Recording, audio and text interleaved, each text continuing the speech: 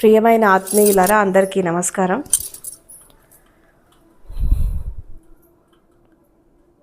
ఆధ్యాత్మికత అంటే ఏంటి? స్పిరిచువాలిటీ అంటే ఏంటి?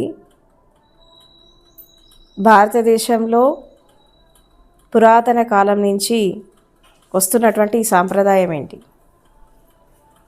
ఎందుకు భౌతికత అనేది ఎంత వ్యాపించినా, శాస్త్ర సాంకేతిక రంగం ఎంత అభివృద్ధి చెందినా, నాగరికత ఎంత అభివృద్ధి చెందినా, సమాజం ఎంత ముందుకెళ్తున్నప్పటికీ కూడా గతంలో కానీ ఇప్పుడు కానీ ఈ ఆధ్యాత్మికతకి ఎందుకు ఇంపార్టెన్స్ ఇస్తున్నారు? స్పిరిచువాలిటీకి ఎందుకు ఇస్తున్నారు? ఎందుకు ఇవ్వాలి అంటే, భౌతికత ఆధ్యాత్మికత వేర్వేరా ఒకటే అని ఫస్ట్ మనం తెలుసుకోవాలి. ఆధ్యాత్మికత యొక్క బాహ్య రూపం భౌతికత, భౌతికత యొక్క ఆంతరంగిక రూపం ఆధ్యాత్మికత. ఈ రెండు వేర్వేరు కాదు, ఒకటే. ఇప్పుడు శరీరాన్ని మనం లోపల నుంచి చూసినప్పుడు ఒకలాగా కనబడుతుంది, అవునా? బయట నుంచి చూసినప్పుడు ఇంకోలాగా కనబడుతుంది. లోపల నుంచి చూసినప్పుడు మనకి ఏం కనబడుతుంది?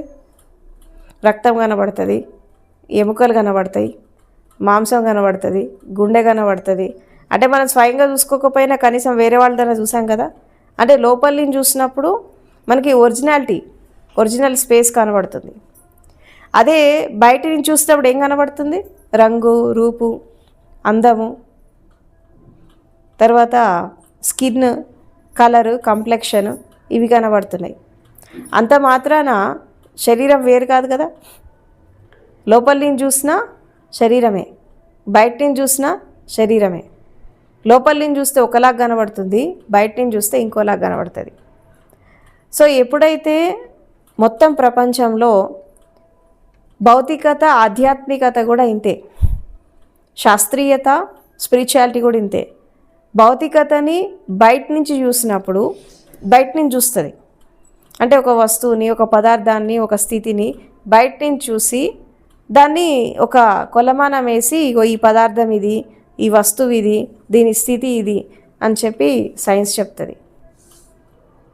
స్పిరిచువాలిటీ ఏం చెప్తుందంటే, అదే వస్తువుని, అదే పదార్థాన్ని ఆంతరంగికంగా చూస్తుంది, లోపల నుంచి చూస్తుంది. ఎట్లాగైతే మనం శరీరాన్ని లోపల నుంచి చూసినప్పుడు మనకి ఒరిజినల్ ఫామ్ ఎలాగైతే బయటపడిందో, ఒక పదార్థాన్ని, ఒక వస్తువుని దాని లోపల నుంచి మనం చూసినప్పుడు దాని యొక్క వాస్తవికత అనేది బయటపడుతుంది. కళ్ళ ముందు చూసేది కూడా సత్యమే, లోపల నుంచి చూసేది కూడా సత్యమే. ఒకటి ఆంశిక సత్యము, రెండవది అసలైన సత్యం. ఆంశిక సత్యం ఏంటి? శరీరం అనేది అందంగా ఉంటుంది. ఎందుకు అందంగా ఉంటుంది అంటే, ఈ లోపల ఉండేటటువంటి స్థితిని కప్పిపుచ్చేటటువంటి ఒక లేయర్ ఉంది కాబట్టి. ఒక స్కిన్ ఉంది కదా, ఈ స్కిన్ ఏం చేస్తుంది? లోపల ఉండే వాటిని కప్పుస్తుంది. అంటే ఎట్లా అంటే, ఒక లోపల అన్ని భాగాలు పెట్టేసి ఒక తొడుగేసినట్టు. ఈ స్కిన్ ఏంటి? ఒక తొడుగు అన్నట్టు. అందుకే కొంతమంది అందం గురించి వర్ణించేవాళ్ళు, బ్యూటీ గురించి వర్ణించేవాళ్ళు, కొంతమంది పోయెట్స్ ఏం చెప్తారంటే, beauty it's just 1-2 inches space అని అంటాడు, అంతే. మొత్తం శరీరంలో బ్యూటీ అనేది ఎక్కడ ఉంటుంది అంటే, ఈ 2-3 ఇంచుల స్కిన్ లోపల బ్యూటిఫికేషన్ ఏమి ఉండదు. ఇంకా మనకి ఈ యొక్క భౌతికత యొక్క నిర్మాణం అనేది లోపలి బయట లోపల ఉంటే ఎట్లా ఉండేది? ఒకళ్ళు చూసుకోవడానికి భయపడేవాళ్ళు. అలా కాకుండా అక్కడ ఈ మనిషి యొక్క నిర్మాణంలో ఎలా జరిగింది, ప్రకృతి ఎట్లా నిర్మాణం చేసింది అంటే, రహస్యంగా ఉండే వాటిని రహస్యంగా ఉంచింది, బయట కనబడే వాటిని బయట చూపించింది. అందుకే అందం ఉంది. ఇప్పుడు ఒక పువ్వు ఉంది, ఒక పువ్వుని మనం కంబైన్డ్గా చూసినప్పుడు చాలా అందంగా కనబడుతుంది. దానికి విప్పదీయండి, అందం పోతుంది. అన్ని పెటల్స్ ఇప్పదీసి, దాని కాడ ఇప్పదీసి ఎక్కడెక్కడ పడేయండి, బ్యూటిఫికేషన్ పోతుంది. అది కూడి ఉన్నప్పుడే, అది కలిసి ఉన్నప్పుడే దాంట్లో అందం ఉంది, విడిపోయాక అందం వెళ్ళిపోయింది. సో ఈ ఆధ్యాత్మికత ఏం చెప్తుందంటే భౌతిక ప్రపంచం అనేది కూడి ఉన్నంత వరకు అందం కనబడుతుంది, విడిపోయినప్పుడు అందం అనేది వెళ్ళిపోతుంది, దాని ఒరిజినల్ స్టేట్ బయటకు వస్తుంది. సో కాబట్టి ఒక శాస్త్రవేత్తకి ఆధ్యాత్మికవాదికి ఉన్నటువంటి తేడా ఏంటంటే, శాస్త్రవేత్త ఏం చేస్తాడు, ఒక పువ్వు ఒక చెట్టు మీద ఎక్స్పెరిమెంట్ చేయాలనుకో ఏం చేస్తాడు, ఆకులను తెంపేస్తాడు, పూలను తెంపేస్తాడు, కాండాన్ని తుంచేసి దాన్ని చీల్చి చెండాడి దీంట్లో ఏం పదార్థం ఉంది, దాంట్లో ఏం పదార్థం ఉంది, ఈ రంగు ఎట్లా వచ్చింది, దానికి వాసన ఎట్లా వచ్చింది అని మొత్తం దాన్ని చెత్తలాగా చేసి దాంట్లో ఎక్స్పెరిమెంట్ చేస్తాడు. ఎవరు? శాస్త్రవేత్త. ఒక సైంటిస్ట్కి ఒక పువ్వును చూసినప్పుడు ఏం కనబడుతుంది, దాని అందం కనబడదు, దాంట్లో ఉండే రసాయనాలు కనబడతాయి. ఎందుకంటే తన దృష్టి అది. ఈ పువ్వుకి ఈ రంగు రావడానికి కారణం ఏంటి, దీంట్లో ఎలాంటి కెమికల్స్ ఉన్నాయి, లేదా దీంట్లో ఎలాంటి పదార్థాలు ఉన్నాయి, దీనికి ఆ రంగు ఎట్లా వచ్చిందని వెతుకుతాడు. కానీ ఒక కావ్యం రాసేవాళ్ళు, ఒక పద్యం రాసేవాళ్ళు ఏం చేస్తారు, దాని అందాన్ని చూస్తారు. అందులో ఏమున్నాయి వాళ్ళకి అనవసరం, కానీ పైన అందాన్ని చూస్తారు, ఎందుకంటే దాన్ని వర్ణించాలి కాబట్టి. వీళ్ళంతా విప్పదీసి చూస్తారు అన్నట్టు. అందుకే ఆధ్యాత్మికవాదులని వాళ్ళని స్పిరిచువల్ సైంటిస్ట్ అని ఎందుకంటారంటే, బయట ఉండే సైంటిస్టులకి వీళ్ళకి ఒకే ఒక తేడా ఏంటంటే, వీళ్ళు పదార్థంతో ఎక్స్పెరిమెంట్ చేసి ఒక 10 వస్తువులను అధ్యయనం చేసి కొత్త వస్తువు కనిపెడతాడు. ఆధ్యాత్మికవాదులు ఏం చేస్తారంటే, ప్రతిదాన్ని విశ్లేషించి విఘటించి విడదీసి చూస్తుంటే లాస్ట్ మూమెంట్లోకి వెళ్ళాక ఇక నువ్వు దీన్ని విడదీయలేవు, ఇదే ఫైనల్ అని ఆ కన్క్లూజన్కి వచ్చాక ఇగో ఇదే వాస్తవం, ఇదే సత్యం అని చెప్పారు అన్నట్టు. ఇప్పుడు మనము సాధన చేస్తున్నప్పుడు కూడా మనకి రకరకాల అనుభవాలు వస్తూ ఉంటాయి. ఏ అనుభవం కరెక్ట్ అంటావు, ఏది రాంగ్ అని చెప్తావు? అన్నీ వస్తున్నాయి పోతున్నాయి, ఏది స్టేబుల్గా లేదు.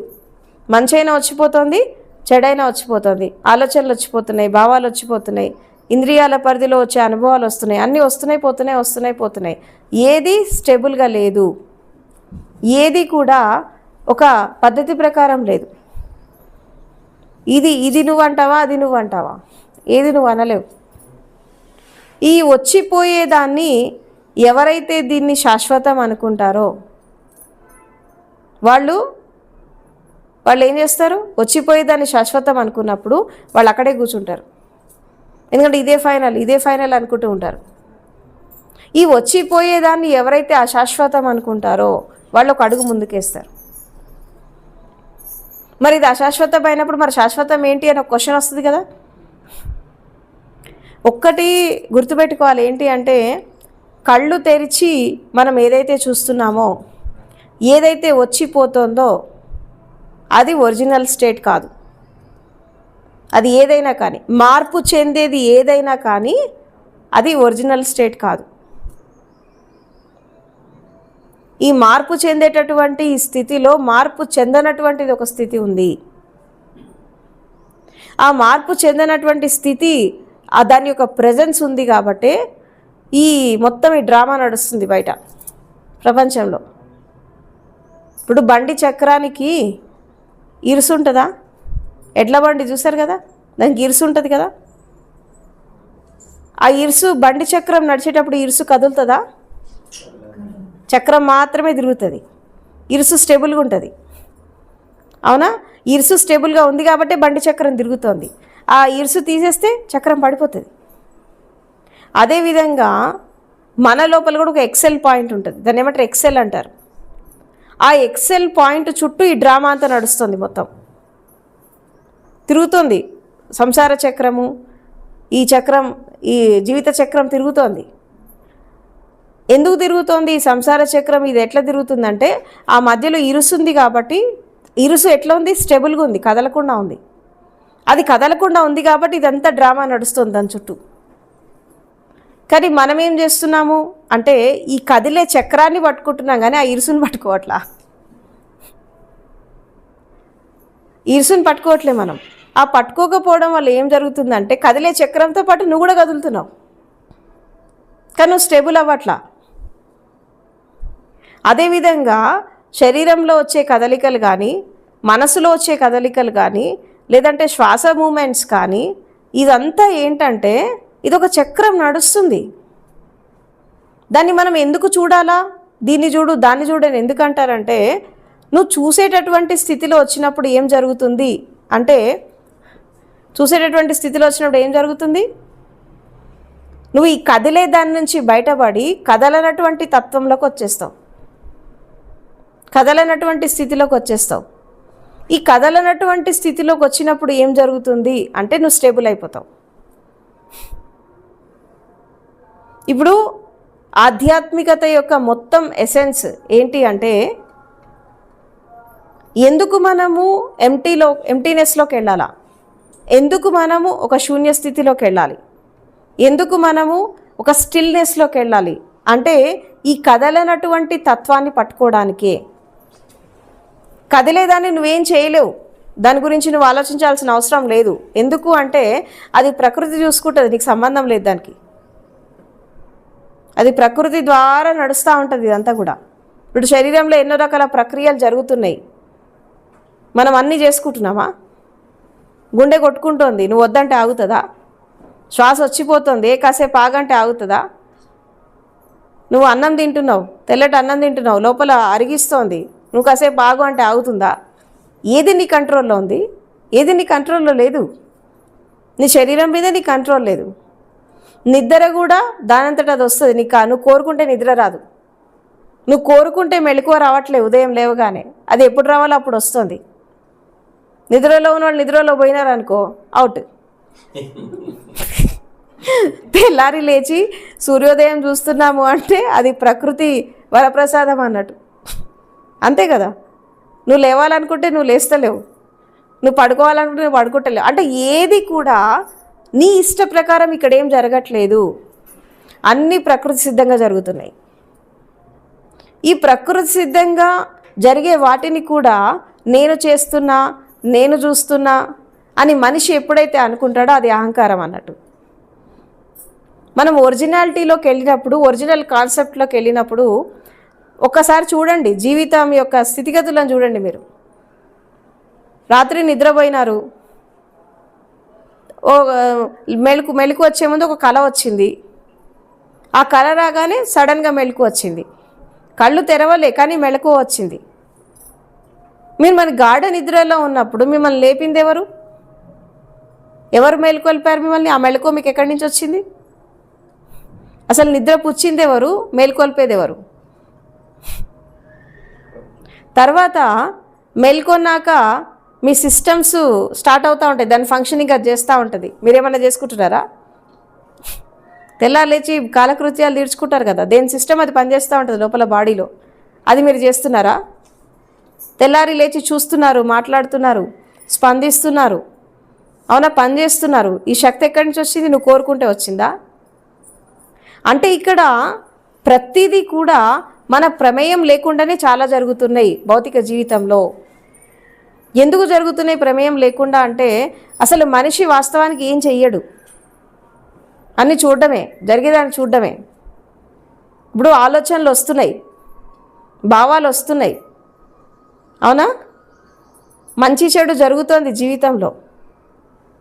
తర్వాత చిన్నప్పుడు చిన్నపిల్లల్లాగా ఉన్నాం, పెరుగుతున్నాం, రేపు ముసలోళ్ళు అయిపోతాం, చచ్చిపోతాం. ఇదంతా మన ఇష్ట ప్రకారం జరుగుతుందా? మనకేమైనా కంట్రోల్ ఉందా దీనిపైన? లేదు. We don't have any control. ఇవన్నీ సహజంగా జరుగుతున్నాయి.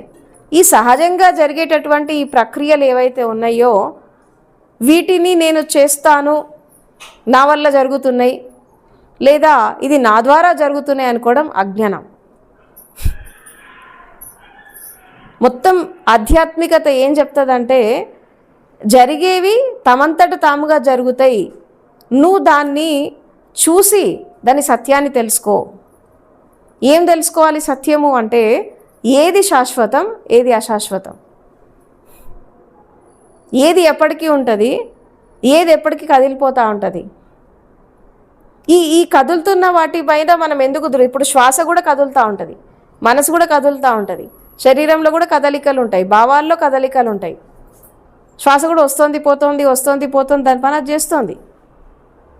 ఈ చేస్తున్న ఈ కదలికల్లో ఉన్న వాటి మీద దృష్టి ఎందుకు పెట్టాలి, కదలికలను ఎందుకు చూడాలి అంటే, ఈ కదలికలను చూస్తూ చూస్తూ చూస్తూ ఉన్నప్పుడు ఈ కదిలే దాని మధ్యలో కదలకుండా ఉన్నటువంటి ఏమైనా స్థితి ఉందా, ఏమైనా వస్తోందా అని వెతకాలి. శరీరం స్టేబుల్గా ఉంది, స్టేబుల్గా కూర్చుంటాం, కూర్చున్నాక లోపల ఏవో కదులుతూ ఉంటాయి కదా, గుండె కొట్టుకుంటూ ఉంటుంది, అవునా, రెస్పిరేటరీ సిస్టమ్, లంగ్స్ పనిచేస్తూ ఉంటాయి, డైజెస్టివ్ సిస్టమ్, అన్ని సిస్టమ్స్ పనిచేస్తూ ఉంటాయి. కేవలం చూడ్డానికే నువ్వు కూర్చొని ఉంటావు, లోపల అన్ని సిస్టమ్స్ ఆగిపోవు కదా, వాటి పని అవి చేస్తూ ఉంటాయి. ఇది చేస్తున్నప్పుడు ఈ చేస్తున్నటువంటి ప్రక్రియలో కూడా మనం ఎప్పుడైతే ఈ కదిలే వాటి మధ్యలో కదలినటువంటి స్థితి ఏమన్నా ఉందా, ఇదంతా జరుగుతుంటే మనం ఏం గమనిస్తున్నాం, దాని లోపల ఏం గమనించాలి అంటే అశాశ్వతమైన తత్వాన్ని గమనించాలా. శాశ్వతమైన దాని కదా, అశాశ్వతమైన తత్వం గమనించాలా. ఏంటో అశాశ్వతమైన తత్వం అంటే అన్నీ వచ్చిపోతున్నాయి, మెలకు వచ్చిపోతుంది, నిద్ర వచ్చిపోతుంది, అవునా, తర్వాత సూర్యోదయం అవుతుంది, సంధ్యా సమయం అవుతుంది, కాలచక్ర గమనం తిరుగుతోంది, అవునా, పగలవుతుంది, రాత్రి అవుతుంది, సంవత్సరాలు గడుస్తున్నాయి, వయసు వస్తుంది, శరీరం మార్పు వస్తుంది, మనసులో ఆలోచన విధానంలో మార్పు వచ్చింది, అనుభవంలో మార్పు వచ్చింది, జీవితంలో చేసినటువంటి మంచి చెడు వాటి నుంచి దాని నుంచి ఒక మార్పు వచ్చింది. ఇవన్నీ ఎక్కడ కూడా ఒక స్టెబిలిటీ లేదు, కదిలిపోతూ ఉన్నాయి. అందుకే ఆధ్యాత్మికత ప్రకారం జీవితం గురించి చెప్పాలంటే ఏం చెప్తారంటే, life is a gradual process towards the death, we are running towards the death. మరణం అనేది ఒకేసారి రాదు, we are going towards it, step by step ముందుకెళ్తున్నాం. ఒక్కొక్కటి అంటే నీకు లైఫ్ స్టార్ట్ అయింది అంటేనే, తల్లి గర్భం నుంచి బయటికి వచ్చాక నువ్వు తొలి శ్వాస తీసావు అంటేనే నువ్వు అంతిమ శ్వాస తీయడానికి రెడీగా ఉండాలా. ఎందుకంటే శ్వాసలు పోతున్నా కొద్దీ you are going towards the death. అంతే కదా, తొలి శ్వాస తీసావంటే అంతిమ శ్వాస కూడా ఉంటుంది అన్నట్టే కదా. స్టార్ట్ అయిందంటే ఎండ్ పాయింట్ కూడా ఉంటుంది. ఇంకా లైఫ్లో ఏముంది, ఈ మధ్యలో జరిగేటటువంటి ఈ సంఘటనలు, మధ్యలో జరిగేటటువంటి ఈ రిలేషన్స్, ఈ బంధాలు, ఈ ప్రపంచము, ఈ రకరకాల ఆలోచనలు, రకరకాల భావాలు, రకరకాల కర్మలు, ఇవన్నీ చేసి అసలు ఎందుకు చేయాలా? అసలు మనిషి చచ్చిపోయేదానికైతే ఇదంతా ఎందుకు చేయాలా? ఎప్పుడన్నా వచ్చిందా క్వశ్చన్? ఏదో రోజు చచ్చిపోతాం కదా, ఇదంతా ఎందుకు చేయాలా? అదేదో ఇప్పుడే పోతే అయిపోతుంది కదా, అదే ఇప్పుడే పోతే అసలు ఎందుకు బ్రతకాలి మనిషి? పుట్టిందే చచ్చిపోవడం కొరకైతే ఎందుకు బ్రతకాలి? ఎందుకు ఇదంతా చేయాలి? ఈ ఆరాటాలు ఎందుకు, పోరాటాలు ఎందుకు, ఇదంతా ఎందుకు చేయాలా? ఒక దగ్గర స్టార్ట్ అయిందంటే ఎక్కడో చోట ఎండ్ అయిపోతుంది, అది తప్పదు. అది 100 సంవత్సరాలకైనా ఎండ్ అవుతుంది, 2000 సంవత్సరాలకైనా ఎండ్ అవుతుంది. కొన్ని లేట్ అయితే, కొన్ని ఫాస్ట్గా అవుతాయి, అంతే తేడా, కానీ ఎండ్ అయితే ఉంటుంది. ఏదో ఒక టైంలో ఎండింగ్ పాయింట్ అనేది ఉంటుంది. ఇదంతా జరిగే కాడికి ఇదంతా ఎందుకు చేయాలి? అసలు ఇదంతా మనం ఎందుకు చేస్తున్నాం అంటే, ఇక్కడ స్పిరిచువాలిటీలో ఏం చెప్తారంటే, కొంతమంది జ్ఞానులు ఏం చెప్తారంటే, ఆది అంతము ఉందని తెలుసు జీవితానికి, ఈ మధ్యలో జరిగేటటువంటి ఈ ప్రాసెస్ ఏదైతే ఉందో ఇదంతా ఎందుకు చేస్తున్నావంటే ఒక అనుభవాన్ని తీసుకోవడానికి, ఒక ఎక్స్పీరియన్స్ తీసుకోవడానికి. ఏంటా ఎక్స్పీరియన్స్? ఎలాంటి అనుభవం తీసుకోవాలా అంటే, దాంట్లో వచ్చే ఫస్ట్ అనుభవం, రియల్గా ఒక మనిషి జీవితాన్ని అనుభవిస్తే తనకు వచ్చే ఫస్ట్ ఎక్స్పీరియన్స్ ఏంటంటే, జీవితం అశాశ్వతం అన్న విషయం తెలుస్తుంది. లైఫ్ ఈజ్ ఇంపర్మనెంట్ అన్న విషయం తెలుస్తుంది. మరి లైఫ్ ఈజ్ ఇంపర్మనెంట్ అన్నప్పుడు తను చేసేటటువంటి కర్మలు, తను చేసేటటువంటి పనులు, తన ఆలోచన విధానము, తన నడవడిక అన్నీ మారిపోతాయి. కానీ చాలామంది ఏం చేస్తారంటే జీవితం శాశ్వతం అనుకొని జీవిస్తారు. దాదాపు 80% పీపుల్ జీవితం శాశ్వతం అనుకొని జీవిస్తారు. ఈ శాశ్వతం అనుకొని జీవించినప్పుడు ఏమవుతుంది? అన్నిటి మీద ఏమొస్తాయి? వ్యామోహాలు వచ్చేస్తాయి, అహంకారం వచ్చేస్తుంది, కోరికలు వచ్చేస్తాయి, అరిషడ్ వర్గాలు వచ్చేస్తాయి, గొడవలు అవుతాయి, కొట్లాటలు అవుతాయి, అన్న యుద్ధాలు జరుగుతాయి, అన్నీ జరుగుతాయి. ఎందుకు జరుగుతున్నాయి ఇవన్నీ అంటే జీవితం శాశ్వతం అనుకుంటారు. అశాశ్వతం అని పెరిఫెరీగా అందరు అంటారు, కానీ లోపల ఏముంటుంది? వాడు పోతాడు, నేను పోతానా? నేను ఇట్లనే ఉంటా. ప్రతి వాళ్ళు ఏమనుకుంటారు తెలుసా? అరే వాళ్ళు చచ్చిపోతున్నారు కదా వాళ్ళు, ఏదో రోజు నేను కూడా పోతా అని ధ్యాస రాదు. వాళ్ళు పోయినారు, నేను పోతానా, నాకు ఇంకా టైం ఉందని అనుకుంటారు. ఈ టైం ఉంది వాస్తవమే, నీకు కూడా టైం వస్తుంది కదా. ఈరోజు చచ్చిపోయి వాడు శవంలాగా పడున్నాడు, రేపు నువ్వు కూడా ఏదో రోజు పడుంటావు అట్లా. మళ్ళీ వేరే వాళ్ళు చూసి ఏమంటారు? వాడు చచ్చిపోయినాడు, నేను పోతానా అంటారు. కానీ ఏదో ఒక రోజు ఇది జరుగుతూనే ఉంటుంది. ఎందుకంటే శరీరం అనేది పుట్టినప్పటి నుంచి ఇప్పటి వరకు కూడా ఎన్నో రకాల మార్పులు చెందింది. బాల్యం అయిపోయిందా? యవ్వనం అయిపోయిందా? సంసారంలోకి వచ్చేసారా? మిడిల్ ఏజ్లోకి వచ్చారా? ఇంకొంచెం పోతే ముసలితనం వస్తుంది, తర్వాత మరణం వస్తుంది. శరీరం ఎక్కడ ఆగుతోంది? శరీరంలో మార్పు చెందుతూనే ఉంది. ఈవెన్ మానసిక స్థితిలో కూడా మార్పు వస్తుంది. పిల్లలుగా ఉన్నప్పుడు ఒకలాగా ఆలోచించారు, యవ్వనంలో ఉన్నప్పుడు ఇంకోలాగా ఆలోచించారు, సంసారంలో ఉన్నప్పుడు ఇంకోలాగా ఆలోచిస్తున్నారు. ఒక వయసు వచ్చాక ఇంకోలాగా ఆలోచిస్తే రేపు మరణం అనేది సంభవిస్తున్నప్పుడు ఇంకా మారిపోతుంది మొత్తం. శ్వాసలు పెరిగిపోతున్నాయి, శ్వాస ఇంటెన్సిటీ పెరుగుతోంది, శ్వాసల ద్వారా ఆయుష్ తగ్గిపోతుంది, శక్తి తగ్గిపోతుంది. మెల్లిమెల్లిగా we are going towards the death. ఇక్కడ ఏది పర్మనెంట్గా లేదు, ఇక్కడ మారిపోతూ ఉంది. అందుకే ఎందుకు మారిపోతూ ఉందంటే మార్పు అనేది ప్రకృతి సహజ ధర్మం. ఇది ఫస్ట్ అర్థం కాదు. రెండో సత్యం ఏంటి? జీవితం అశాశ్వతం ఎందుకు అంటే మార్పు అనేది ప్రకృతి సహజ ధర్మం. నువ్వు ప్రకృతిలో భాగమై ఉన్నప్పుడు నువ్వు కూడా మారిపోతూ ఉంటావు, నువ్వు కూడా చేంజ్ అయిపోతూ ఉంటావు. మార్పు అనేది ప్రకృతి సహజ ధర్మం.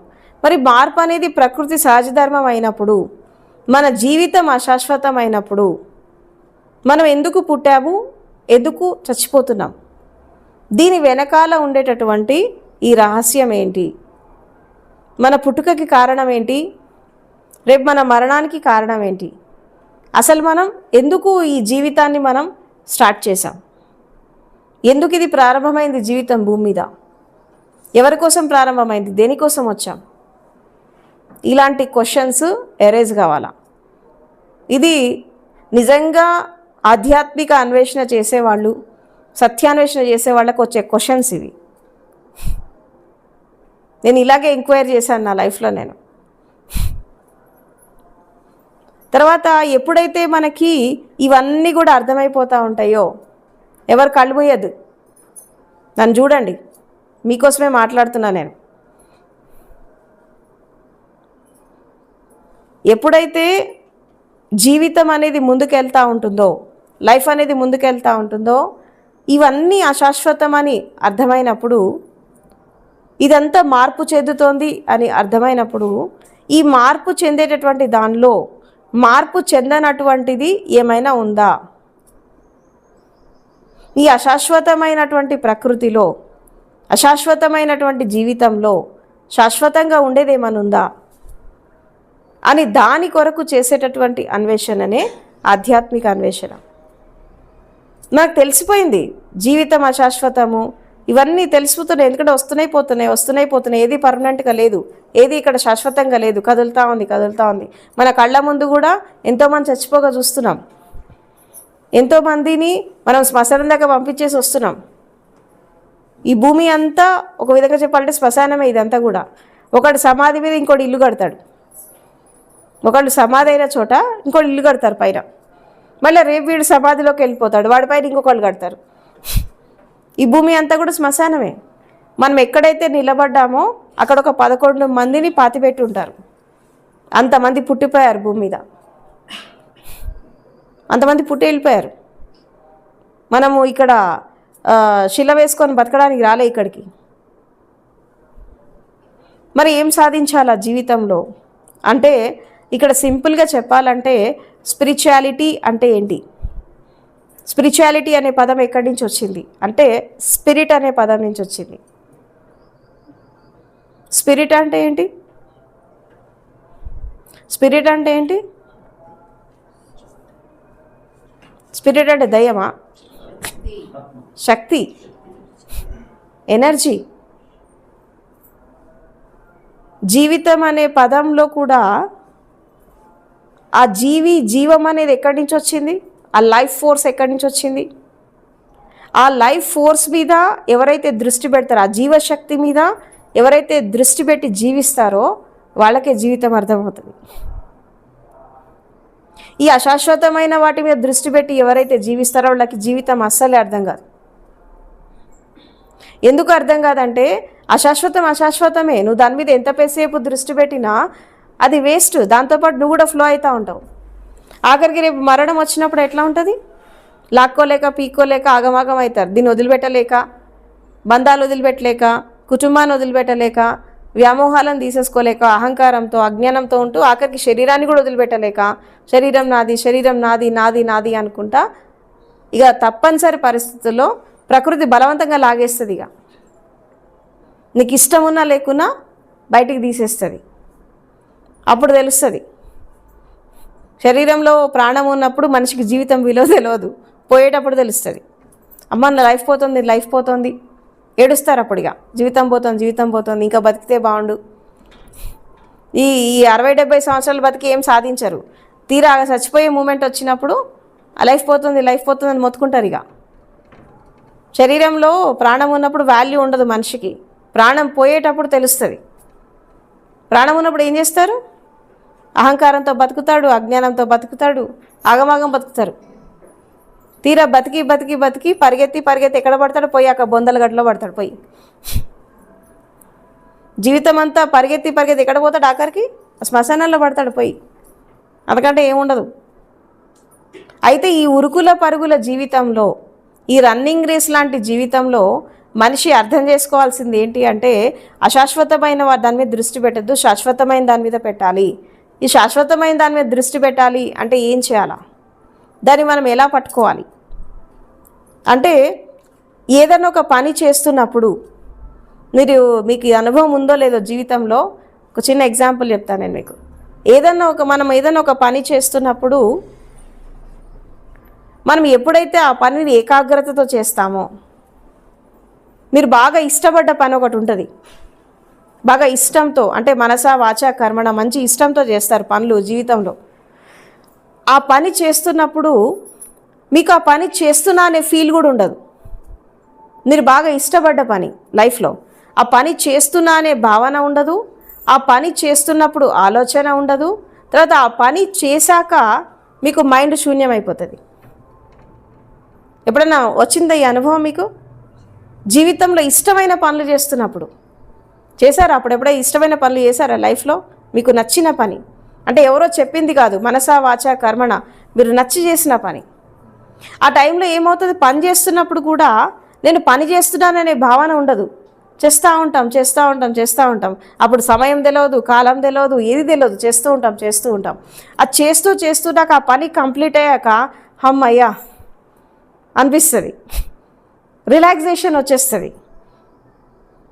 ఆ చేసేటప్పుడు కూడా చేస్తున్నామనే భావన ఉండదు. తర్వాత కంప్లీట్ అయిపోయిందా okay, there ends the matter, stop this అని టోటల్ రిలాక్సేషన్ వచ్చేస్తుంది లోపల. ఒక ఎంప్టీనెస్లోకి వెళ్ళిపోతావు. ఎప్పుడు ఇష్టపడి చేసే పనులు, ఏకాగ్రతతో చేసే పనులు, ఇలాంటి పనులు చేస్తున్నప్పుడు ఏమవుతుందంటే మధ్యలో శూన్యస్థితి వస్తుంది, ఒక ఎంప్టీనెస్ వస్తుంది తెలియకుండా. అమ్మయ్య ఈ పని అయిపోయిందా ఇవాళకి, రిలాక్స్ కథం. ఆ రిలాక్సేషన్ స్టేట్లో ఉన్నప్పుడు ఏమవుతుందంటే నువ్వు నీ శక్తితో ఒకటైపోతావు. ఆ రిలాక్సేషన్ స్టేటే నీ లోపల శక్తి సంచరించేటటువంటి ప్లేస్ అన్నట్టు. అప్పుడు ఏమవుతుంది? ఆ రిలాక్సేషన్ స్టేట్లో ఏమవుతుంది? అక్కడ ఏమవుతుంది అంటే నీ లైఫ్ ఫోర్స్ వచ్చేస్తుంది బయటికి, జీవం బయటికి వస్తుంది. ఆ జీవం అనేది బయటికి వచ్చాక ఏమవుతుందంటే నీకు కంప్లీట్గా నువ్వు ఒక ఎంప్టీనెస్లోకి వెళ్ళిపోతావు. అప్పుడు నీకు మైండ్లో థాట్స్ రమ్మన్నా రావు. ఇప్పుడు నేను ఇక్కడ సత్సంగం చేస్తాను కదా, ఇది ప్రతిరోజు అనుభవిస్తూనే ఉంటుంది నేను. ఇప్పుడు నేను ఇక్కడ సత్సంగం చేస్తాను, మీతో చాలాసేపు చాలా విషయాలు డిస్కషన్ చేస్తాను, చేశాక నేను ఇంటికి వెళ్ళిపోతాను. ఇంటికి వెళ్ళిపోయి జస్ట్ ఫ్రెష్ అప్ అయ్యి మనం ఇట్లా బెడ్ మీద పడుకున్నాక మొత్తం ఎంటీనెస్ వచ్చేస్తుంది. ఆ టైంలో బాడీ ఉండదు, మైండ్ ఉండదు, ఏది ఉండదు, టోటల్ రిలాక్సేషన్. అసలు నేను ఉన్నానా లేదా అనే భావన కూడా వస్తుంది. ఎందుకంటే ఇంకేమి ఇక్కడ ఇన్పుట్స్ లేవు, మొత్తం ఇచ్చేసా కదా మీకు, మొత్తం ఎంటీ అయిపోయింది. ఎందుకు ఇది ఎంటీ అయిపోయిందంటే నేను మాట్లాడేటప్పుడు టోటల్ ఏకాగ్రతతో మాట్లాడతా, నేను ఇష్టంతో మాట్లాడతా, మీకు అర్థం కావాలని మాట్లాడతా నేను. అట్లా మాట్లాడినప్పుడు ఏమవుతుందంటే మనం బయట కూడా చాలా మాటలు మాట్లాడతాం, అన్నిట్లా మాట్లాడలేము. మనం ఇష్టంతో చేసిన పనులు, ఏకాగ్రతతో చేసిన పనులు, నలుగురికి మంచి చేయాలని చేసినటువంటి పనులలో ఏమవుతుందంటే మీకు తెలియకుండా శూన్యస్థితి వచ్చేస్తుంది. మొత్తం ఎంటీనెస్, బాడీ ఉందా లేదా, మైండ్ ఉందా లేదా, అసలు భావాలు ఏది ఉండవు, టోటల్ ఆఖరికి శ్వాస కూడా వెళ్ళిపోతుంది. ఆ శ్వాస కూడా వెళ్ళిపోయి నేను ఏకాంతంగా ఒంటరిగా ఉంటే సమాధిలో కూడా వెళ్తూ ఉంటాను నేను అప్పుడప్పుడు. సమాధి ధ్యానం అనేది సహజంగా ఘటిస్తుంది. ఎప్పుడైతే మనకు నచ్చిన పని, మనకి ఇష్టమైన పని ఏకాగ్రతతో చేశామనుకోండి, అక్కడ సహజంగా ధ్యానం వచ్చేస్తుంది, సహజంగా సమాధి వచ్చేస్తుంది. ఇక దీనికోసం నువ్వేం చేయాల్సిన అవసరం లేదు. ధ్యానం కోసం నువ్వు శ్వాసను పట్టుకోకర్లే, దేని పట్టుకోకర్లా. అందుకే ఏమంటారు, నువ్వు ఏ పని చేసినా మనస వాచ కర్మణ చెయ్యి అని అంటారు. అవేర్నెస్లో చేయమంటారు. ఎందుకు చేయాలి అవేర్నెస్లో అంటే, ఆ పని అవేర్నెస్లో చేసినప్పుడు ఏం జరుగుతుంది అంటే ఆ పని అక్కడ ఫినిష్ అయిపోతుంది. ఆ ఫినిష్ అయిపోయినప్పుడు నీకు తెలియకుండానే ఒక రిలాక్సేషన్ వచ్చేస్తుంది. నువ్వు శరీరం ఒక చోట, మనసు ఒక చోట, భావాలు ఒక చోట ఇది పెట్టి చేసినప్పుడు ఏమవుతుందంటే ఆ పని సరిగా కాదు, నీకు రిలాక్సేషన్ రాదు. చిన్న చిన్న పనులు ఏకాగ్రతతో చేయడం అలవాటు చేసుకోవాలి ఫస్ట్. మొత్తం స్పిరిచువాలిటీ అంతా ఇదే. ఆధ్యాత్మికత పెద్ద గొప్పగా ఆలోచించద్దు. టోటల్ స్పిరిచువాలిటీ ఏంటంటే చిన్న చిన్న పనులు, శరీరం ఏదైతే పనిచేస్తుందో మనసును అక్కడే లగ్నం చేయడము, ఆలోచనలను అక్కడే పెట్టడము, భావాలను అక్కడే పెట్టడము, ఒక అవేర్నెస్తో చేసినప్పుడు ఏమవుతుందంటే ఆ వర్క్ అక్కడ ఫినిష్ అయిపోతుంది. ఆ ఫినిష్ అయిపోయాక ఏమవుతుంది, నువ్వు రిలాక్స్ అయిపోతావు. అప్పుడు నీకు ధ్యాన స్థితికి, సమాధి స్థితికి స్పెషల్గా టైం కేటాయించాల్సిన అవసరం ఉండదు. ఆ వర్క్కి మధ్యలో వచ్చే గ్యాపే నీకు ధ్యాన స్థితి అయిపోతుంది. అది ఎన్ని నిమిషాలైనా కానీ, అది గంట కావచ్చు, 2 గంటలు కావచ్చు, 10 నిమిషాలు కావచ్చు, 20 నిమిషాలే కావచ్చు. ఆ 20 నిమిషాలు 10 నిమిషాలు కూడా నువ్వు టోటల్ ధ్యాన స్థితిలోకి వెళ్ళిపోతావు. ఇది నా ఎక్స్పీరియన్స్తో చెప్తున్నా నేను. చాలా సందర్భాల్లో ఇది జరుగుతుంది. అంటే ధ్యానం అనేది సహజంగా ఘటిస్తుంది, సహజంగా వస్తుంది స్థితి. సమాధి సహజంగా వస్తుంది, అన్నీ సహజంగానే వస్తాయి. నువ్వు సహజంగా ఫస్ట్, నువ్వు న్యాచురల్గా బ్రతుకు ఫస్ట్. ఎందుకు న్యాచురల్గా బతకాలి మనిషి అంటే, మనం పని చేస్తున్నప్పుడు ఏకాగ్రతతో చేసినప్పుడు, లీనమైపోయి చేసినప్పుడు, అన్నిటికంటే ముఖ్యమేంటి, లీనమైపోవడం. ఆ పనే మీరే పని అయిపోవాలా, అంత ఏకాగ్రత మొత్తం. అంటే మొత్తము అన్ని పెట్టాలి. శక్తియుక్తులు అంటారు చూసావా, ఆ శక్తియుక్తులు పెట్టి ఆ పని కంప్లీట్ చేసినప్పుడు ఇంకా నీకు హ్యాంకరింగ్స్ ఉండవు. మైండ్ ఇంకా దేనికోసం ఆలోచిస్తుంది, ఆ పని అక్కడ అయిపోయింది కదా, ఇంకా దానికి ఏం పని ఉండదు. మళ్ళీ కొత్త పని వచ్చేదాకా ఈ కాము ఉంటుంది. ఇక మళ్ళీ కొత్తది ఏదైనా పని వచ్చేదాకా ఇది నోరు మూసుకొని ఉంటుంది, ఇక పని చేయదు. ఎందుకంటే ఆ పని అక్కడ కంప్లీట్ అయింది, అయిపోయింది, finish, there ends the matter. మొత్తం స్పిరిచువాలిటీ అంతా ఇదే చెప్తుంది. ధ్యానం అంటే ఇదే. 24 అవర్స్ మనం ఏ పని చేసినా ఏకాగ్రతతో చేయడము, లీనమైపోయి చేయడము, తన్మయత్వంలో చేయడము, అదొక ఒక ఒక ఒక భక్తి భావనతో చేయడము, ఒక సమర్పణ భావంతో చేయడము, ఇదే ధ్యాన స్థితి. 24 అవర్స్ మనము ధ్యాన స్థితిలో ఎలా ఉంటాం, ఇదే పద్ధతి. సో టోటల్ స్పిరిచువాలిటీ ఏం చెప్తుంది, ఆధ్యాత్మికత వాదులంతా ఏం చెప్తారు, గురువులంతా ఏం చెప్తున్నారంటే, సాధన అనేది నువ్వు ప్రయత్నపూర్వకంగా చేసేది కాదు. నువ్వు సహజమైపో ఫస్ట్. నువ్వు సహజంగా చేసేటటువంటి నీ పనులు, సహజంగా చేసేటటువంటి నీ ప్రక్రియలు, ఏది నువ్వు లేచినప్పటి నుంచి రాత్రి పడుకోపోయేదాకా నువ్వు చేసేటటువంటి ప్రతి పనిని నిమగ్నమై ఏకాగ్రతతో లీనమైపోయి చేయాలి. లీనమైపోయి చేసినప్పుడు ఆ పనే మెడిటేటివ్నెస్ అయిపోతుంది.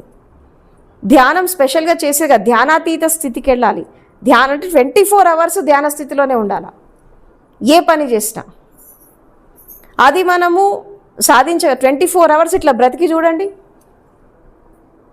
24 సంవత్సరాలు కాదు, 24 గంటలు ఇట్లా బ్రతికి చూడండి. చాలా మార్పు కనబడుతుంది జీవితంలో.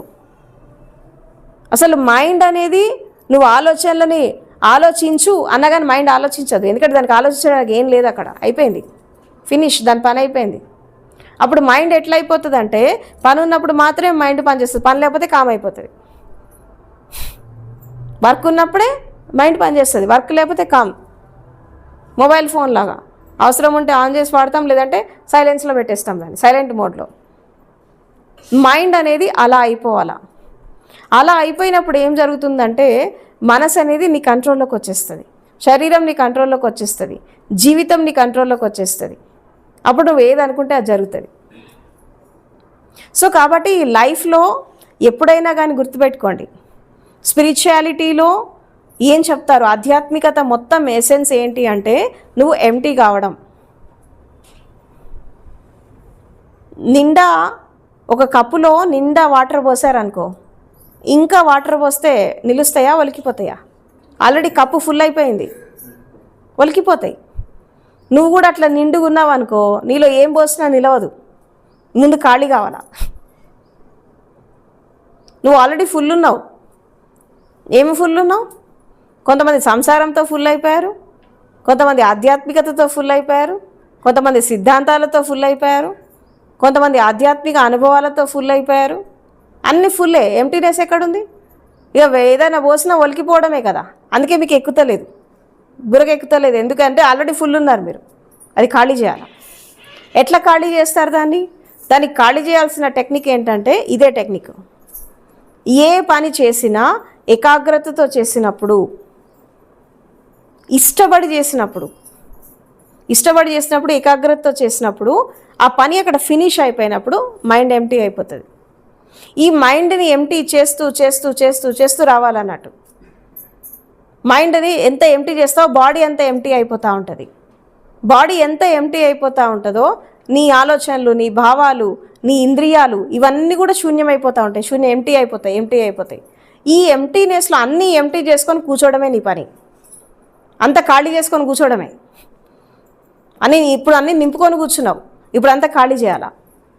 నీ గతము, అవునా, నీ గతము, నీ పేరు, నీ ఊరు, నీ అహంకారం, నీ అజ్ఞానం, నీ గురువులు, నీ గ్రంథాలు, శాస్త్రాలు, ఇదంతా చెత్త. ఇవన్నీ నింపుకొని ఉన్నారు మస్తిష్కంలో. అన్నిటినీ ఖాళీ చేయాల. ఖాళీ చేసి ఎంటీనెస్లో కూర్చోవాలి.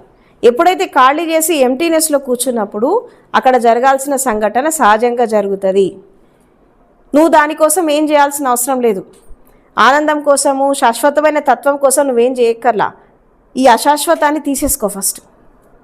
ఎంటీగా దీని నుంచి ఎట్లా తీసేసుకోవాలి, ఇది టెక్నిక్ అన్నట్టు. అందుకే ఆతాపి సంపజానో సతీమా అంటాడు బుద్ధుడు, పాలి భాషలో అంటాడు. దాని మీనింగ్ ఏంటంటే ప్రతి క్షణము ఒక సంప్రజ్ఞతో జాగృతిలో జీవించు. Every moment aware, every moment alert, every moment equanimous. ఏ పని చేసినా అలాగే చెయ్యి, లీనమైపోయి చెయ్యి, నిమగ్నమైపోయి చెయ్యి. ఆ పని మీద, ఆ పనే నువ్వు అయిపోవాలా, వర్కే నువ్వే వర్క్. లీనమైపోయి చేయడం. ఆ లీనమైపోయి చేసినప్పుడు నీకు ఆటోమేటిక్గా మైండ్ శూన్యమైపోతూ ఉంటుంది. అక్కడ నీకు ఇందాకనే మనం చెప్పుకున్నట్టు ఈ స్పిరిట్ అన్నాం చూసారా, ఆ స్పిరిట్ యొక్క ఎక్స్పీరియన్స్ అక్కడ జరుగుతుంది. ఎప్పుడైతే ఈ స్పిరిట్ యొక్క ఎక్స్పీరియన్స్ అక్కడ జరిగినప్పుడు అక్కడి నుంచి స్పిరిచువల్ జర్నీ స్టార్ట్ అవుతుంది. అప్పటిదాకా స్టార్ట్ కాదు. ఆ ఎంటీనెస్ నుంచి ఏం జరుగుతుంది? ఆ ఎంటీనెస్ నుంచే నీ లైఫ్ ఫోర్స్, నీ జీవశక్తి యొక్క అనుభవం అక్కడ జరుగుతుంది. నువ్వు ఫస్ట్ ఇవన్నీ ఇన్నాళ్ళు నువ్వు నింపుకున్నవన్నీ ఖాళీ చేయాలి ఫస్ట్. ఈ ఆల్రెడీ ఫుల్గా నిండి ఉన్నప్పుడు నీకు ఎంత మంచి ఎక్స్పీరియన్స్ జరగని కాక అది కనబడ్డా సరిగ్గా నువ్వు దాన్ని గుర్తుపట్టలేవు. గుర్తుపట్టినా దాన్ని నువ్వు జ్ఞాపకం పెట్టుకోలేవు. ఒకవేళ జ్ఞాపకం పెట్టుకున్నా అది నీకు పనికిరాదు. ఎందుకంటే చెత్తలో చెత్తలాగా అయిపోతుంది. ఇప్పుడు డస్ట్బిన్ ఉన్నప్పుడు దాంట్లో తీసుకెళ్ళి వజ్రాలు వేస్తే ఏమొస్తుంది? అది కూడా చెత్తలో చెత్తలే కలిసిపోతాయి. అందుకే ఫస్ట్ చెత్త ఖాళీ చేసుకోవాలా. క్లీనింగ్. అందుకే meditation is a purification process అంటారు. Sitting silently doing nothing, spring comes on its own, grass grows itself. This is the meaning of meditation. ప్రశాంతంగా కూర్చోవాలి, అన్నీ ఖాళీ చేసుకొని కూర్చోవాలా, ఏమీ చేయకుండా కూర్చోవాలి. చూడడం, మాట్లాడడం, కదలిక, ఆలోచించడం, తర్వాత భావించడం, ఊహలు, కల్పనలు అన్నీ వదిలేసి కూర్చోవాలా. కూర్చోవడంలోనే ఎంజాయ్ చేయాలా. ఏదో వస్తేనే ఎంజాయ్మెంట్ కాదు, ప్రశాంతంగా కూర్చున్నందుకు ఎంజాయ్ చేయాలా. Enjoy that moment. 24 hours ఆ స్టేట్లో ఉంటే అసలు ఆకలి ఉండదు, దాహం ఉండదు, దప్పిక ఉండదు, సమయం తెలీదు, కాలం తెలీదు, ఏది తెలీదు. నేను అప్పుడప్పుడు కొన్ని రోజులు ఉండిపోతాను నేను ఆ స్టేట్లో. ఏది గుర్తురాదు. కూర్చోవడంలోనే ఎంజాయ్మెంట్, ప్రశాంతంగా కూర్చోవడంలో ఎంజాయ్మెంట్. బిందాస్, ఆకాశం విరిగి మీద పడని, ఏం కాదు, కూర్చో అట్లనే, చలించద్దు. ఆ స్థితిని మనం అందుకోగలిగితే అప్పుడు మనకు అక్కడ స్పిరిట్ ఎక్స్పీరియన్స్ జరుగుతుంది.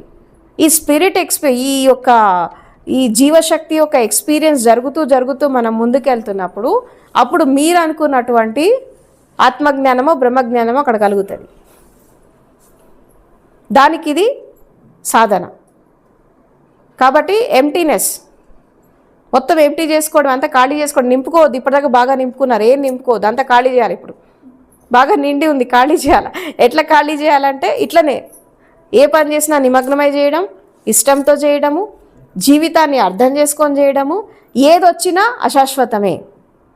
అనుభవం కానీ, ఆలోచన కానీ, భావం కానీ, ఏదైనా కానీ అన్నీ అశాశ్వతమే. వచ్చిందా వచ్చింది, పోయిందా పోయింది, అంతే.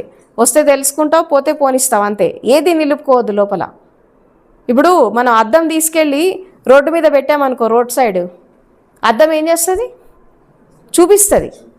మనుషులు పోతే చూపిస్తుంది, జంతువుల పని చూపిస్తుంది. ఏం లేనప్పుడు అద్దం ఖాళీగా ఉంటుంది. అవునా? ఏ ఇమేజ్ లేనప్పుడు అద్దం ఖాళీగా ఉంటుంది. ఏదైనా వస్తే రిఫ్లెక్ట్ అవుతుంది. నువ్వు కూడా అంతే కావాలి. వచ్చిందా వచ్చింది, పోయిందా పోయింది, అంతే.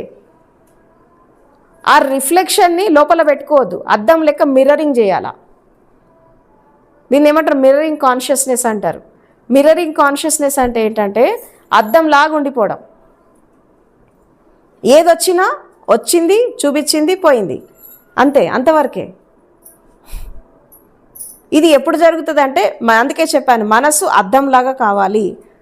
మనసు అద్దంలాగా అయినప్పుడు అన్ని ఆలోచనలన్నీ బయట నుంచి వస్తాయి, భావాలన్నీ బయట నుంచే వస్తాయి, ఇంద్రియాల అనుభవాలన్నీ బయట నుంచి, మన లోపల నుంచి రావు, అన్నీ బయట నుంచి వస్తాయి. మీకు తెలియని విషయాలు. ఆలోచనలు లోపల నుంచి రావు, బయట నుంచి వస్తాయి. భావాలు కూడా బయట నుంచి వస్తాయి. ఎందుకు బయట నుంచి వస్తాయి అంటే, ఒక వ్యక్తిని చూసినప్పుడు ఆ వ్యక్తి గురించి ఆలోచన మొదలైంది నీకు. ఒక స్థితిని చూసినప్పుడు భావం మొదలైంది. ఎవరు లేరనుకో ఏం రావు, వచ్చినా అంతగానం రావు. ఒకవేళ ఏదైనా వచ్చినా గతం తాలూకు వ్యక్తుల గురించి వస్తాయి. గతంలో ఏదో జరిగింది, ఒక వ్యక్తితో గొడవ జరిగింది, సంఘర్షణ జరిగింది, అది గుర్తొస్తాయి. కానీ ఆ వ్యక్తి అనేవాడు లేకపోతే నీకేం లేదుగా. గతంలో వ్యక్తి అయినా, ప్రస్తుతం ఉన్న వ్యక్తి అయినా, ప్రతి ఒక్క పరిస్థితి ఏదైనా జరగకపోతే నీ మైండ్లో ఏమి ఉండదు కదా. గతంలో ఆ వ్యక్తి ద్వారా ఒక ఘర్షణ జరిగింది కాబట్టి నీకు ఇప్పుడు వచ్చింది ఎంప్టీగా ఉన్నప్పుడు. ఒకవేళ ఆ వ్యక్తి లేకపోతే, ఆ స్థితి లేకపోతే నీలో ఖాళీగానే ఉందిగా మొత్తం మైండ్ అంతా. నువ్వేం చేస్తున్నావు? దానికి ఇంపార్టెన్స్ ఇస్తున్నావు, దాన్ని పెంచి పోషిస్తున్నావు. పోషించద్దు.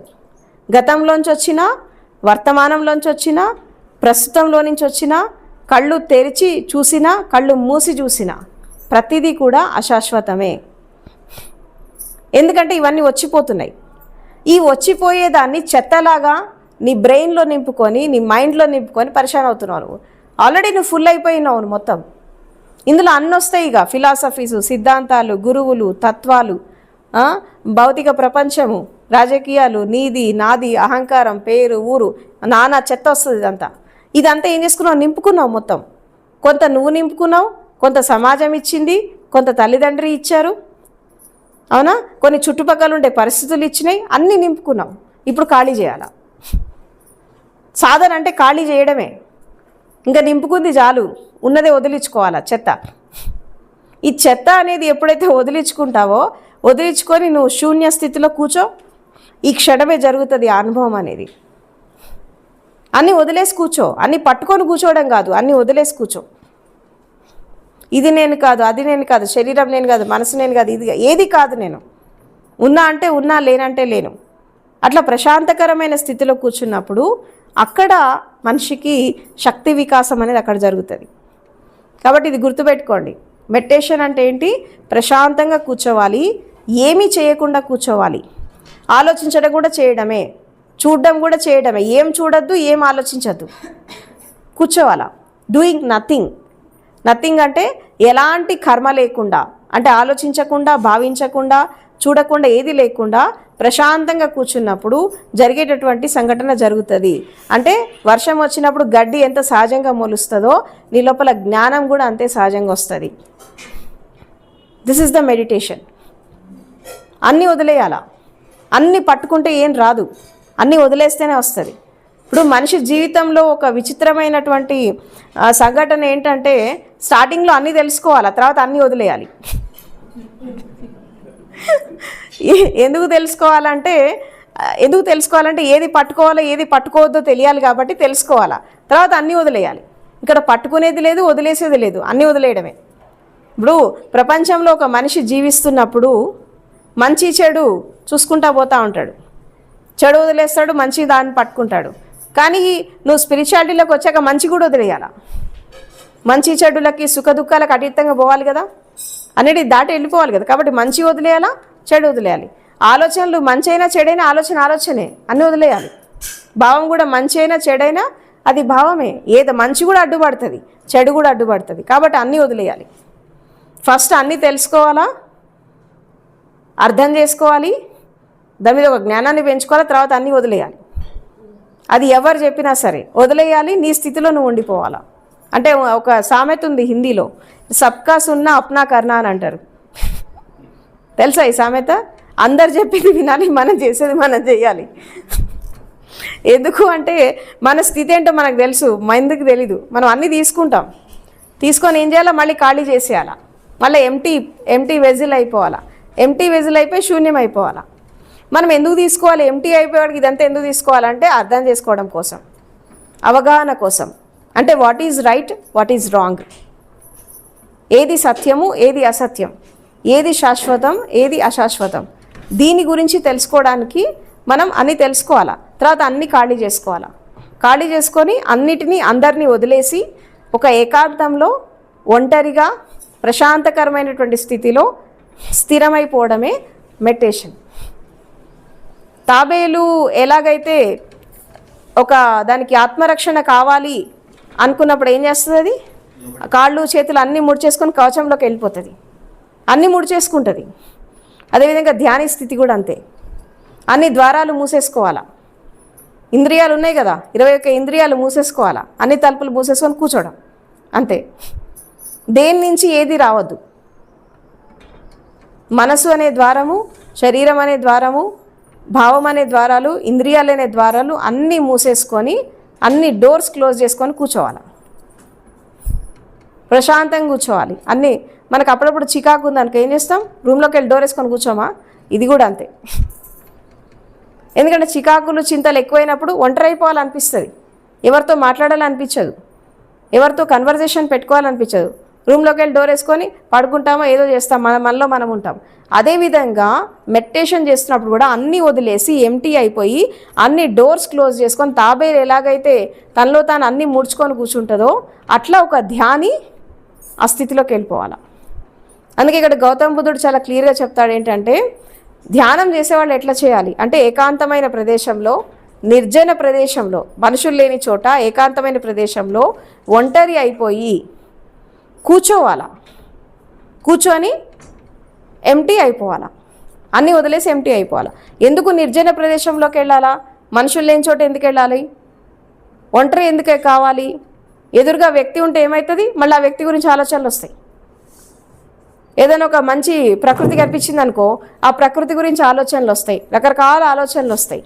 సో కాబట్టి ఇవన్నీ లేకుండా ఒక ఎంటీనెస్ అయిపోయి కూర్చోవడమే మెడిటేటివ్నెస్. కాబట్టి ఆధ్యాత్మికత యొక్క ఎసెన్స్ చూడాలనుకునే వాళ్ళు, జ్ఞానోదయాన్ని పొందాలనుకునే వాళ్ళు ఇప్పటిదాకా మీరు నింపుకున్న జాలు ఇక ఖాళీ చేసుకుంటారండి. చాలా నింపుకున్నారు ఇప్పటిదాకా, ఇప్పుడు అంతా ఎంటీ చేయాలా. ఏ సిద్ధాంతము, ఏ గురువు, ఏది వద్దు, అన్నీ వదిలేసి నీ సహజ స్థితిలో నువ్వు ఉండిపో. ఆ సహజ స్థితిలో రావడమే ధ్యానస్థితి. ఆ ప్రకృతి సిద్ధంగా జీవించడమే ధ్యానస్థితి. ఇప్పుడు పంచభూతాలు ఉన్నాయి, సూర్యుడు, చంద్రుడు, అవునా, భూమి, ఆకాశం, ఇవన్నీ కూడా ఎంతో పనిచేస్తున్నాయి, ప్రపంచానికి ఎంతో చేస్తున్నాయి. కానీ నేను చేస్తున్నా అని చెప్పుకున్నాయి. అవి ఎట్లున్నాయి? ఎంటీగా ఉన్నాయి. ఒక విధంగా ఎంటీగా ఉన్నాయి కాబట్టి దానికి వెలుగు వచ్చింది. ఎంటీగా ఉన్నాయి కాబట్టి అవి ప్రశాంతంగా ఉన్నాయి. ఎంటీగా ఉన్నాయి కాబట్టి అవి హాయిగా ఉన్నాయి. మనుషులు ఎందుకు డిస్టర్బ్డ్గా ఉన్నారంటే అన్నీ నింపుకుంటారు కదా. అన్నీ నింపుకున్నప్పుడు ఏమవుతుంది? శక్తి వికాసం జరగదు, జీవశక్తి వికాసం జరగదు. ఇప్పుడు అన్నీ వదిలేయాలి ఇక. అంటే ఒక విధంగా చెప్పాలంటే గతానికి భవిష్యత్తుకి స్వస్తి చెప్పి వర్తమానంలో శూన్యం అయిపోయి కూర్చోవాలి. గతానికి భవిష్యత్తుకి వదిలేసి కూర్చోవాలిగా. ఆ ప్రశాంతంగా కూర్చోవడంలోనే ఎంజాయ్ చేయాలి. That is meditation. సో కాబట్టి this is the essence of spiritualism. ఆధ్యాత్మికత యొక్క మొత్తం ఎసెన్స్ ఏంటంటే ఇది ఎంటీ అయిపోవడం, శూన్యం అయిపోవడం, అన్నీ వదిలేయడం, మన ఉనికిని మనం కాపాడుకోవడం, మన ఒరిజినల్ స్టేట్లో మనం స్థిరం కావడం.